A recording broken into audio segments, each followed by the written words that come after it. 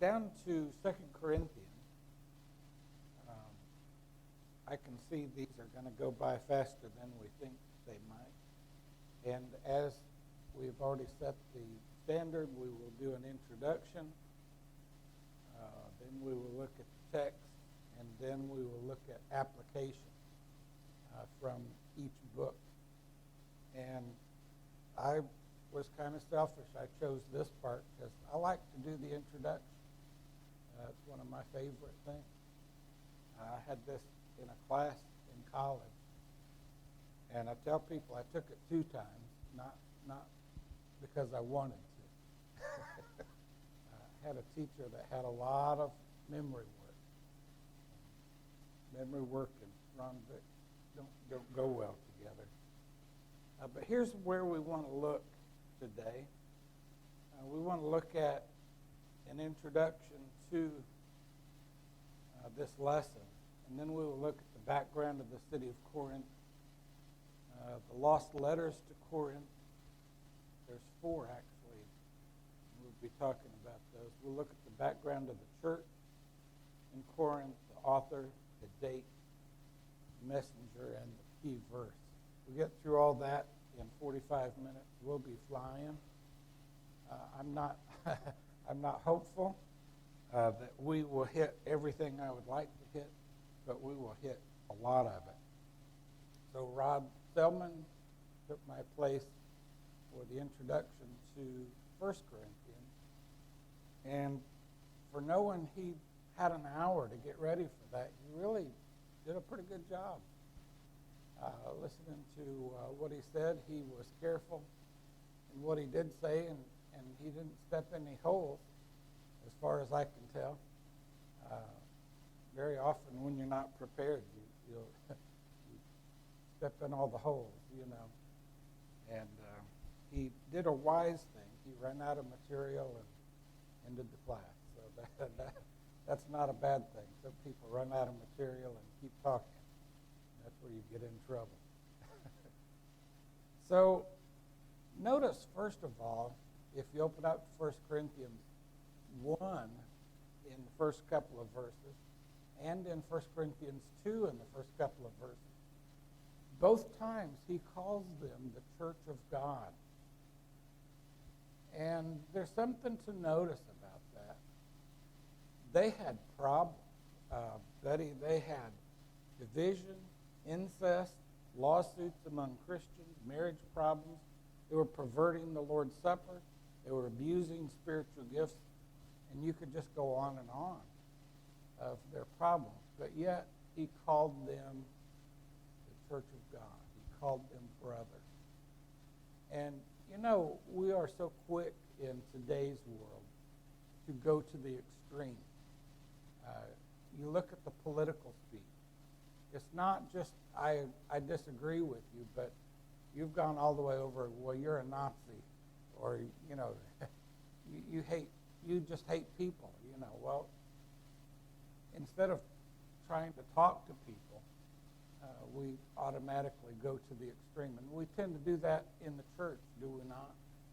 Here's a congregation has one problem. We're ready to mark them off and say, well, they've gone over to Satan. Paul didn't do that. On one hand, we're not saying, we should overlook sin. Nobody says that. On the other hand,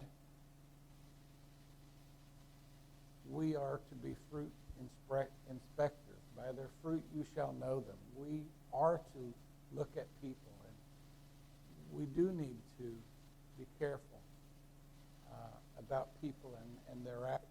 And we may need to change our actions in response to that. But here's the thing. We aren't in the condemning business. That's not our mission here on the world. We're going to leave the condemning up to God. And notice I'm not saying don't judge. People take that to an extreme, and they say, well, you can't even have an opinion. Well, that's not what Jesus said at all. We do need to judge in some things. We're commanded. But when we get to the condemnation and the going to the extreme and ready to mark people off, let's not go there. And I think Paul sets that standard for us. He still calls them brothers. He still calls them the church of God. And, still work with them to work out these problems. 2 Corinthians, it may be Paul's most intensely personal letter. He's having to defend his apostleship, and he lays it all out there. You're going to see it when you read 2 Corinthians. I took time this week, read 2 Corinthians straight through. Took about a half hour. You may read a little faster than me or a little slower than me. But read it all in one sitting, and you get a different kind of flavor to it. When we tend to stop when we get to a chapter or a section. Remember, those have been added. The first people that read 2 Corinthians, those first readers, it was all one letter. And they would stand up, I'm sure, in a service, in a gathering, and read this letter to them, as many of the people could not read. Because of Christianity, education actually spread, because Christianity is a teaching religion. We have to teach people to read so they can read the Bible. And education actually spread because of Christianity. And that's a lesson for later. So we've got 2 Corinthians. So the city of Corinth, of course, Corinth was in a great location. If you're going to pick a location for the city, Corinth had it in spades. Now, Corinth had been destroyed because they had resisted Rome in the first place. So back in 146 B.C., Rome conquered, they were kind of city-state back at that time. But then it's in such a great location, it was rebuilt in 44 B.C. So by the time Paul gets there, some have estimated there's 500,000 people living in Corinth. So Corinth was a thriving center for trade and capital in the first century world. It's the capital city of the province of Achaia, Achaia. That's what we would call the lower part of Greece today. It's located on this narrow strip. Now here you can see Paul's first and second journeys, and that's the big picture, and we're going to look a little closer. So you see he's looking there around the Aegean Sea. He's just making a circuit around this area, and he's going to hit Corinth, and you see it there in the southwest. And then he's going to leave Corinth and go to Ephesus. So he's going to spend a lot of time in these two cities, in Corinth and Ephesus. He's going to spend 18 months in Corinth, and he's going to spend 3 years in Ephesus. And while he's in Ephesus, he's going to write to Corinth. So you see, he'd be able to send messages really fairly easily. I thought I had one more to zoom in. I guess I did. You notice there's just a little isthmus right there between North Galatia and South Galatia. It's like 2 miles wide there. And going around that peninsula there, the waters were very rough, so they would drag boats across that little peninsula so they wouldn't have to go around if the boat was small enough and able to be dragged. If not, they'd offload cargo from one side and take it to the other side. So you can see there's a lot of trade going on. And if it's a seaport city, what does that mean? You got a lot of people coming and going, a lot of sailors would be there. And what does that mean? Well, that means you've got the morality problem, the debauchery, and that sort of thing. That just kind of goes with the territory.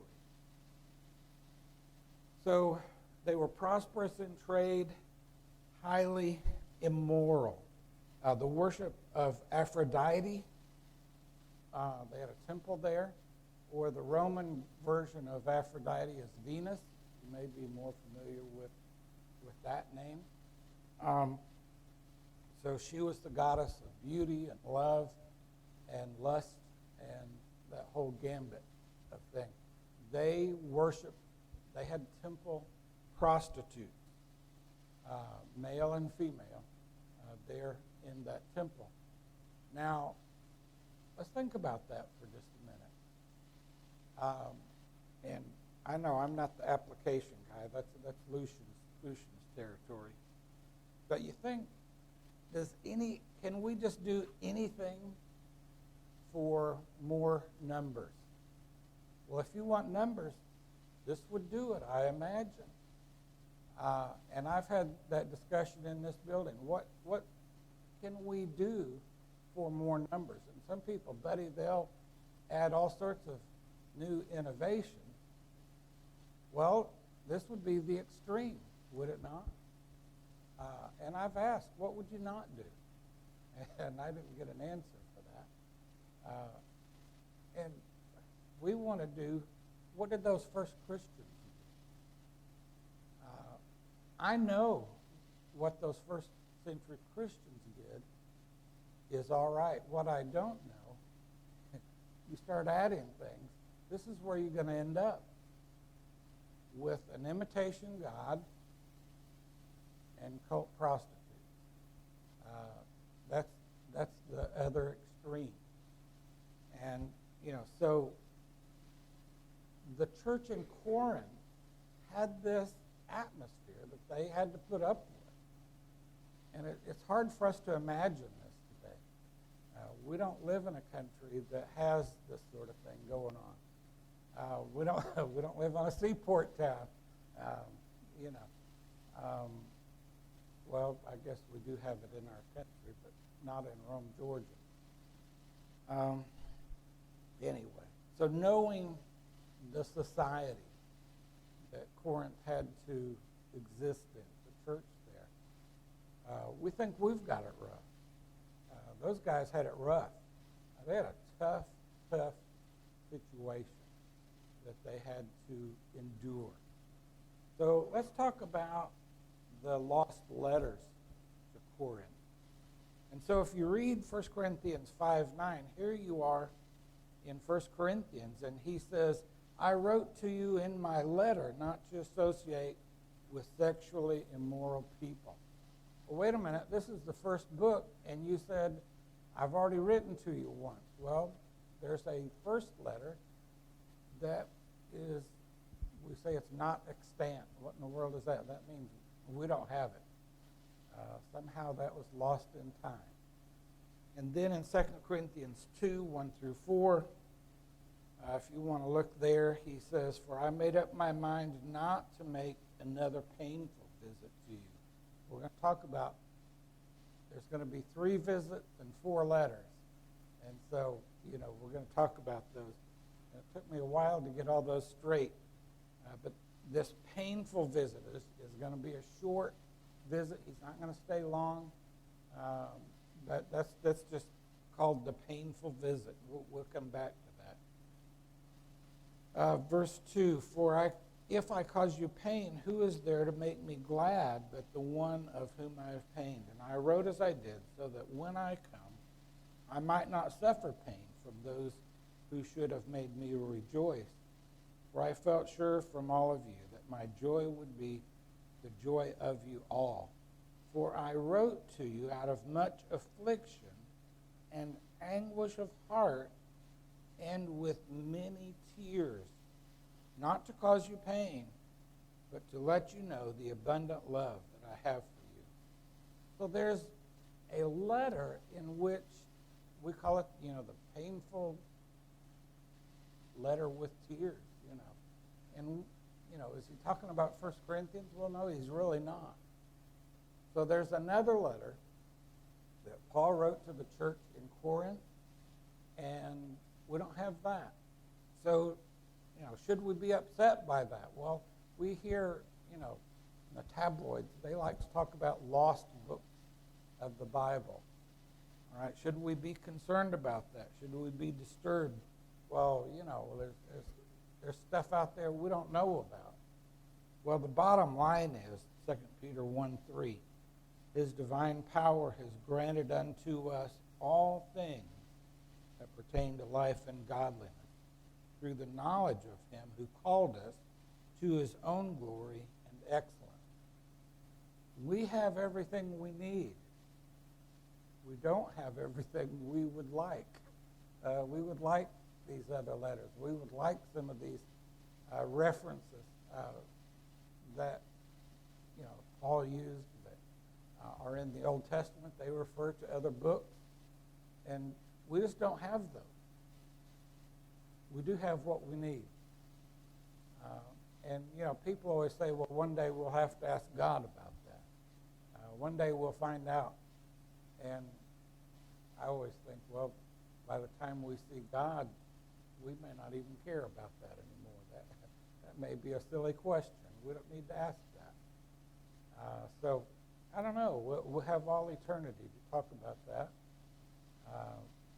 I don't know if that'll be a thing then or not. Have to wait and see. 2 epistles do survive from his correspondence with the church at Rome. So evidently there was one before what we call 1 Corinthians, and there was one between what we call 1 and 2 Corinthians. So 2 Corinthians is actually the fourth letter. I know that's not confusing at all, is it? All right. Anyway, we do have what we need. Let's look at the background of the church in Corinth. We're going to come back to these 4 letters in a little bit.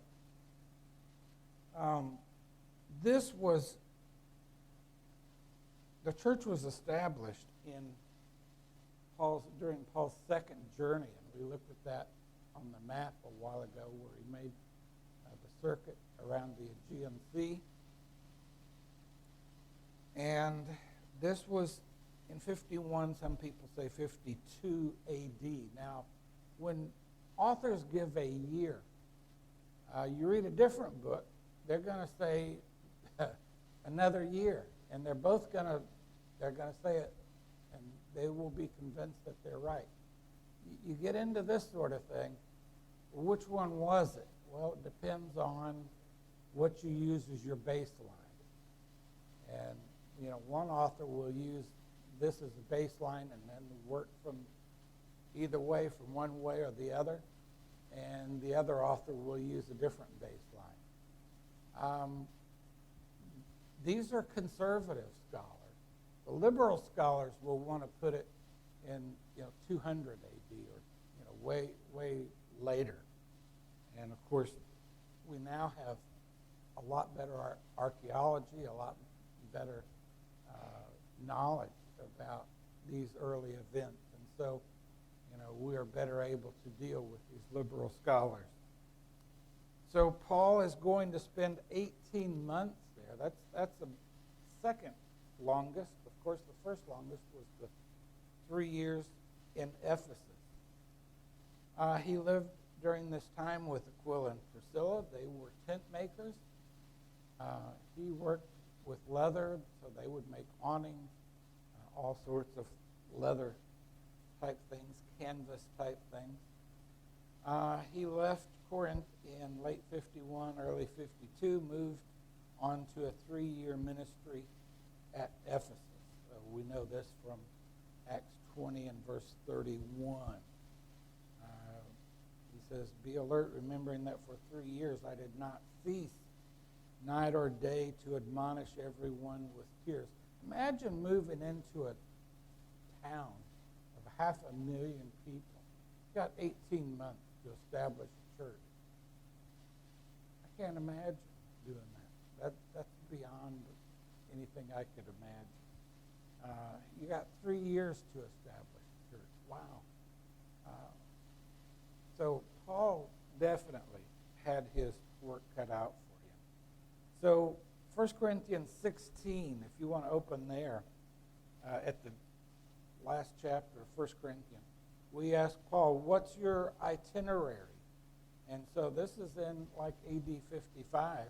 He says, I will visit you. He's talking to Corinth. After passing through Macedonia. Now, Macedonia is what we would call today northern Greece. For I intend to pass through Macedonia, and perhaps I will stay with you, or even spend the winter with you, that you may help me on my journey. What does that mean? He's going to ask him for money, all right? Wherever I go, for I do not want to see you just now in passing. I hope to spend some time with you if the Lord permits. But I will stay in Ephesus until Pentecost, where a wide door for effective work has opened for me, and there are many adversaries. So he's having good success in Ephesus. Man, I don't want to leave this good work. This door has been opened, but I want to get to you, and I want to spend some time there in Corinth. Now let's look at this timeline. You see that pretty well. I've put in red Paul's visit to Corinth. Now this is N.T. Wright. I might disagree with him on some things, but I would think twice before I disagreed with him on this sort of thing. Early 51, late 52, Paul is in Corinth. That's the 18 months that he spends there. He puts that short, painful visit, 53, 54, and then being released from prison in Ephesus, and then going to Corinth in 56. So there where you see the capital letters, that's when he puts the date for those books being written. And so that's really a pretty good chart there. I've got another chart, and I don't know if you'll be able to see this one. I really like how this one's laid out. It's kind of small. It's a bonus for sitting in the front, Lucian. I like how it's laid out because it puts where he is and what letters were written at that time. And so he puts Galatians as the first letter to be written, and then 1st and 2nd Thessalonians after that, then 1st and 2nd Corinthians, and then Romans, all written during his time while in Ephesus. So that's really a pretty good chart as well. And you can take the same data and lay it out in a different way and, make it mean a little bit more, help you with your understanding. So anyway, if you'd like that, I would be glad to send that to you if that's too small. I save all these things, and half the time I don't remember where I got them. So I just save these things, and I don't know where I collected half of this stuff.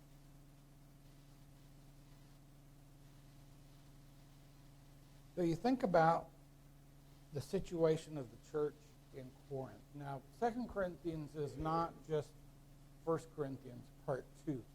There's a lot going on between 1st and 2nd Corinthians. There's a lot that happened. You have these guys coming in, whether they came from Jerusalem or where they came from. I'm not sure, but they are disrupting the church.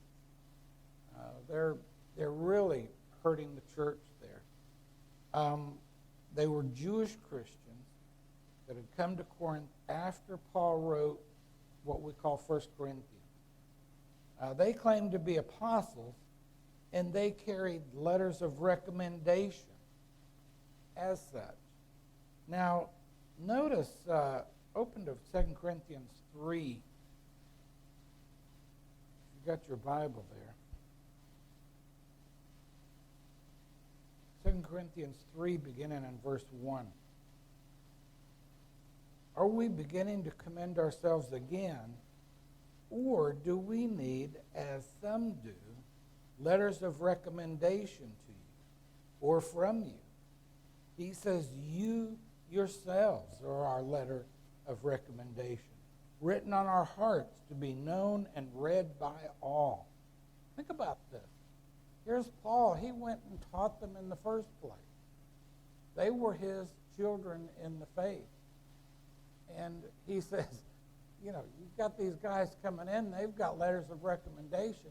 You're asking letters of recommendation from me, some people think. Imagine your kids growing up and asking you for a letter of recommendation from somebody that you can be a good parent. That's kind of how Paul's feeling. He says, I'm the one that taught you in the first place. Do I need a letter of recommendation? He says, you are my letter of recommendation, written on our heart to be known and read by all. And you show, verse 3, that you are a letter from Christ and delivered by us, written not with ink, but with the Spirit of the living God, not on tables of stone, but on tablets of human heart. What's the tables of stone? Well, that's the Ten Commandments. That's not hard. He says, we've written this letter on your heart.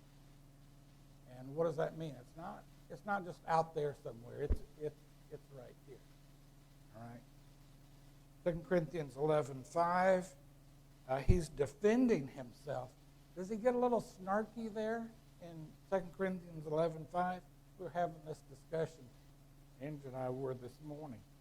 He might be. He says, indeed, I consider that I am not in the least inferior to these super apostles.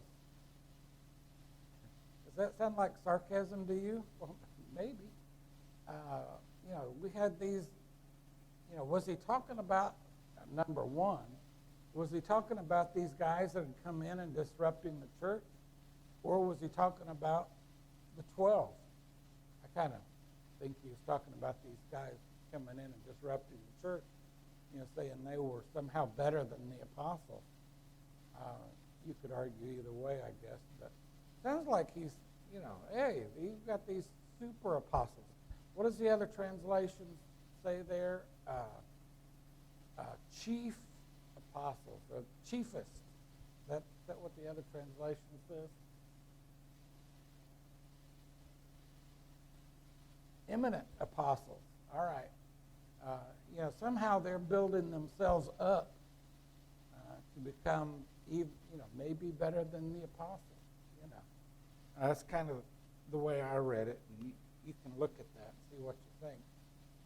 But he's having to defend himself against these guys.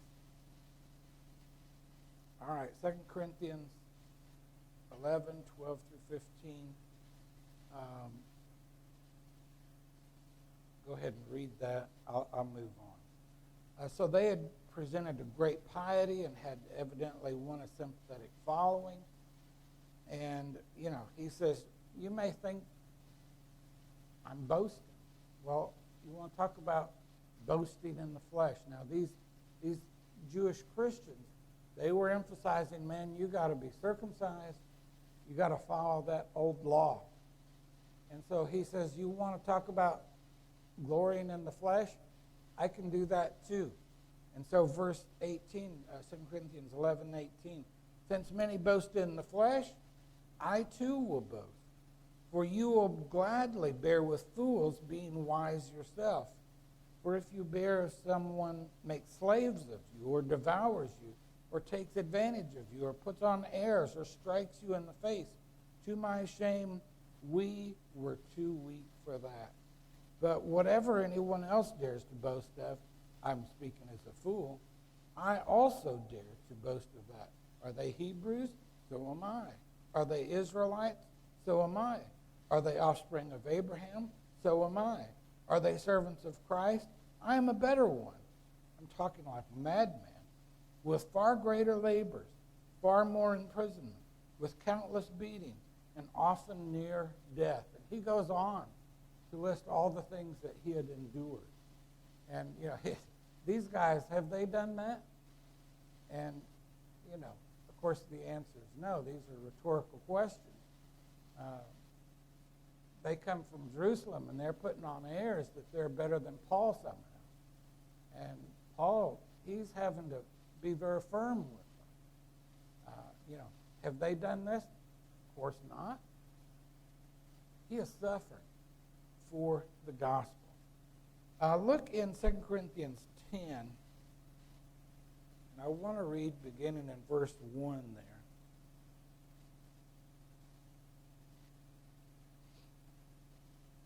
He says, I, Paul, myself, entreat you. I'm sorry, 2 Corinthians 10:1. I messed myself up. I, Paul, myself, entreat you by the meekness and gentleness of Christ, I who am humble when face to face with you, but bold toward you when I am away. I beg of you that when I am present, I may not have to show boldness with such confidence as I count on showing against some who suspect us of walking according to the flesh. For if we walk according to the flesh, are we not waging war according to the flesh? For the weapons of our warfare are not of the flesh, but have divine power to destroy strongholds. We destroy arguments and every lofty opinion raised against the knowledge of God, and take every thought captive to obey Christ, being ready to punish every disobedience when your obedience is complete. He says, look, I don't want to be harsh when I get there. These guys were saying, oh, well, he's all weak and mealy-mouthed when he's here, and he's bold when he's away. He says, I don't want to have to be bold when I get there. He says, I want you to take care of these things. And that was the sorrowful, stern letter that he's written between 1st and 2nd Corinthians. And, that may have been harsh. That may have been, and the tone, may have been, different from what we have in 1st or 2nd Corinthians. But he says, I don't want to have to come there and be harsh. I want you guys to take care of this while I'm away. And evidently, he's going to hear news that things are getting better. And so that's how that's going to work. So Paul, on his second journey, he's left Corinth. He's moved on to Ephesus, worked there for 3 years. He wrote to Corinth about immorality in the church in 1 Corinthians. He says, I made up my mind not to make another painful visit to you. 2 Corinthians 2:1. So at Ephesus, he'd written the third letter, and we've looked at that, 2 Corinthians 2, verses 3 and 4. That's that anguish of heart, and with many tears he wrote them. So we've got really 4 letters here, and you can see the references there to those other letters right there. So against this background, Paul wrote his 4th letter, what we call 2 Corinthians. Paul's now joined by Titus. There in Ephesus, he'd received a report that the situation in Corinth had improved. And that's 2 Corinthians 7, verses 5 through 16. It talks about that good report from Titus. And he encourages them in their revival. And that's 2 Corinthians 7, verses 5 through 16. Same reference. He's going to defend himself against his opponents.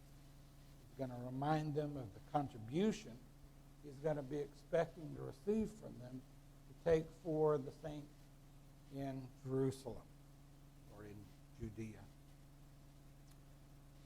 All right, so he's going to be in Ephesus for 3 years. He likely wrote 2 letters to Corinth and the book of Romans while he was there. I don't know if you noticed this in 1 Corinthians, and I listened to those, and I didn't hear it come up. But notice in 1 Corinthians when he must be answering a list of questions. Because, he'd say, now concerning. And he'd be talking along, and he'd kind of get to a break, and he would say, now concerning. So this was Paul's style when he was answering these questions. Now, Romans is very different. He's not addressing a situation. He is not answering questions. This is more like a formal treatise of doctrine. But 1st and 2nd Corinthians, he's definitely addressing a situation there. So already in these 3 epistles, we see very different goals. We see different aims. We got in 1 Corinthians 1, 2, 3, 4, 5, 6 times where he says, now concerning. And so that's just going to be a different section there that he's going to be talking about.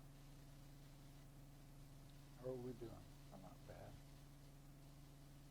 All right, there's our timeline. We've looked at that. We've talked about the 3 visits and the 4 letters to Corinth.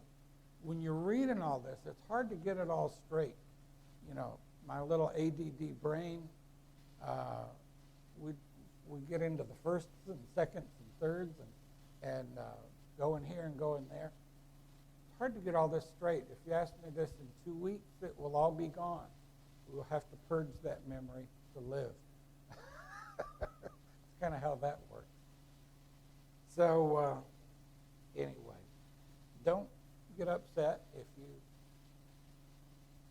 read, you're reading this and, which visit is this? Where are we talking about? Just kind of take it and look at one of the charts and keep going. It's all good. All right, let's move on. Let's look at the author, date, messenger, and key verse. Author, pretty easy. Most everybody says this is Paul.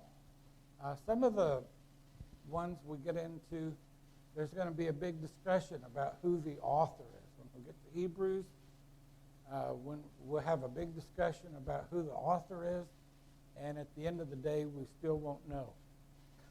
I can tell you who it isn't.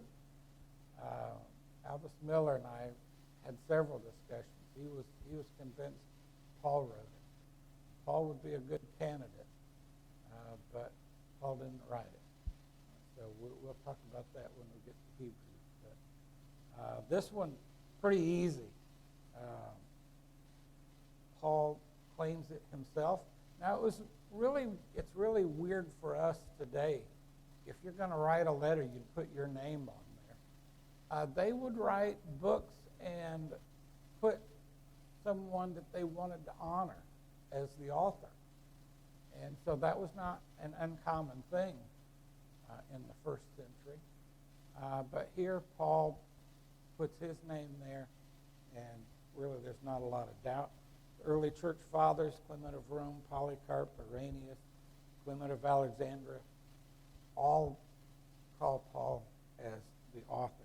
The date for 2 Corinthians, probably 56, 57, somewhere in there, depending on who you read. The messenger is going to be Titus. He's going to be the one that carries the news back and forth. He's the messenger guy. He would follow up with Paul, and he would be the one carrying these messages. Key verse. Now, different authors will make different ones, and really they both make sense. 2 Corinthians 4 and verse 5 makes a good key verse. For what we proclaim is not ourselves, but Jesus Christ as Lord, with ourselves as your servants for Jesus' sake. That makes a really good key verse. Now, another really good key verse, 2 Corinthians 7:2. Make room in your hearts for us. We have wronged no one. We have corrupted no one. We have taken advantage of no one. Both of these look at Paul's defense of himself and encourages them. So here are the things we have looked at. And as I mentioned, I saved stuff all along. I saved this one. I don't know if you can read it from where you are.